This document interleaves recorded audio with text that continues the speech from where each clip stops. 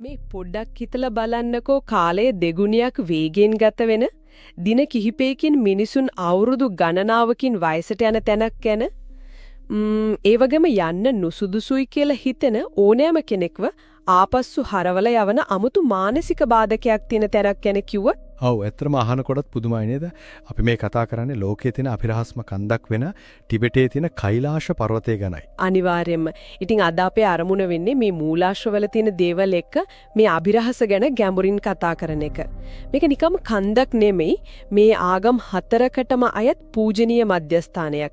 ඒ වගේම තමයි අද වෙනකල් කිසිම කෙනෙක් මුදුනටම නැගලා නැති කන්දක්. ඔව් එවරස්ට් කන්දට දහස් ගණනක් නැගලා තිබුණත් ජනප්‍රවාදවල කියවෙන විදිහට මේ කෛලාශ කන්දේ මුදුනට යන්න පුරවන් වෙන්නේ සම්පූර්ණයෙන්ම පිරිසිදු ආත්මයක් තියෙන කෙනෙකුට විතරයි.